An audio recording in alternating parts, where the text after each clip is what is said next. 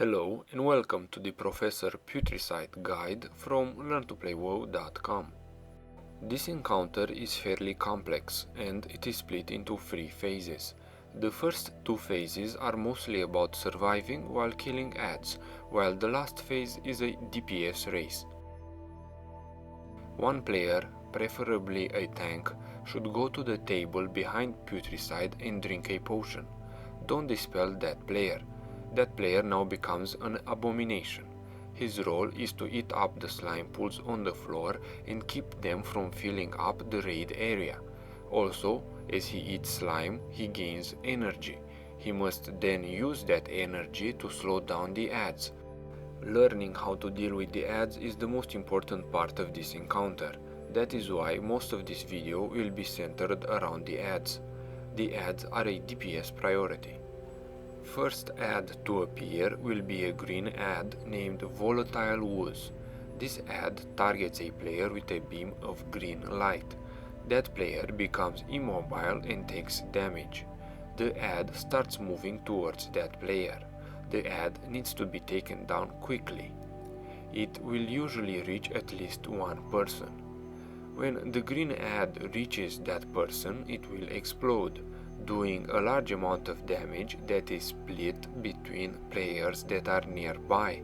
Since the melee are DPSing the add, they will naturally stack and split the damage. If there are not enough players in range of the explosion, someone might die because he will take the full power of the blast by himself. The explosion sends everybody flying at range.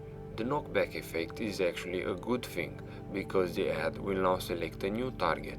It will move to it and explode again, and you wouldn't want the new target to be in like 2 feet of the add.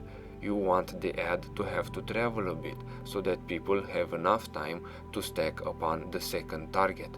Problems may appear on the second explosion. Ideally, you shouldn't have a third or fourth one. While you are getting knocked back, look at the cost. Volatile was adhesive. That means it is acquiring a new target. After the cast is finished, you are free to move to it and DPS it. You don't want to move to it before it acquires a new target, because if that target is you and you just moved closer to the add, it won't end up well.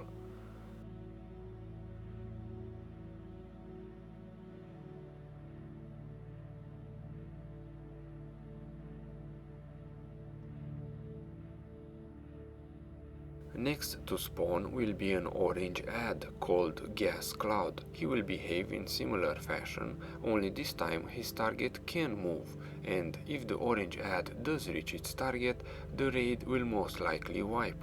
Notice the orange beam and the increased size. I am being followed. Fellow raiders DPS the add.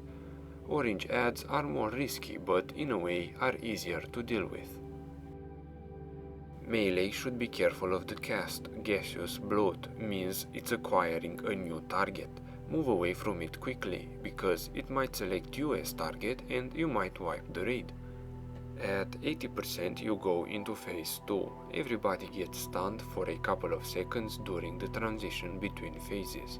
Phase 2 is from 80% to 35% and is the hardest part of this battle. Now it really becomes a survivability issue.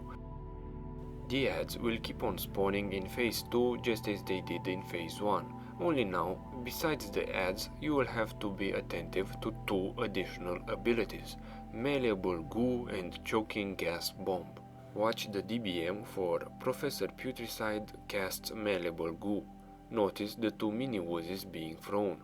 This ability is dangerous for ranged and healers, but melee can be caught in the explosion also.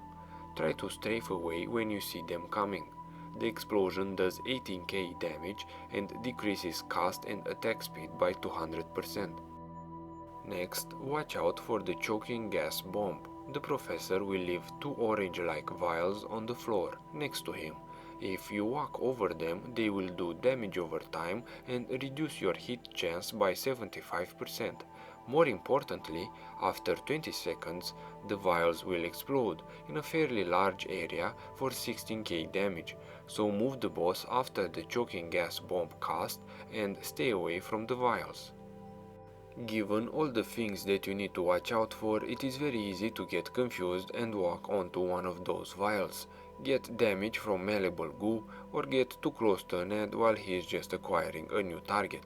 That is why I say again, don't worry about DPS too much, just focus on control and survivability for phase 1 and 2. Phase 3 will begin when he reaches 35%. The ads will stop spawn. Use Bloodlust Heroism at this point. It's a DPS race because you will lose your abomination and thus the slime pools will keep on growing until they overrun the encounter area.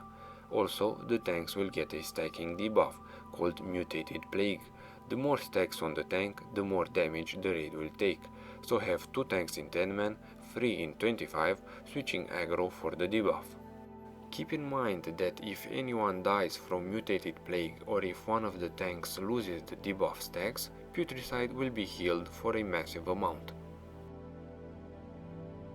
The main tank, at the start of the battle, should look for the large orange and green vials on the walls. Orange ads appear under the orange vial and green ads under the green vial. Since the first ad to appear will be the green one, you will want the raid to be positioned furthest away from him, under the orange vial. Start by tanking the boss under the orange vial. After a green ad dies, an orange one will spawn and they will alternate from then on. When an ad spawns, you want the raid to be furthest away from his spawn area, so move the boss to the other side of the room and the rest of the raid will follow you. Keep on moving the boss from side to side throughout this encounter. This has been a guide from learntoplaywao.com. Thanks for watching.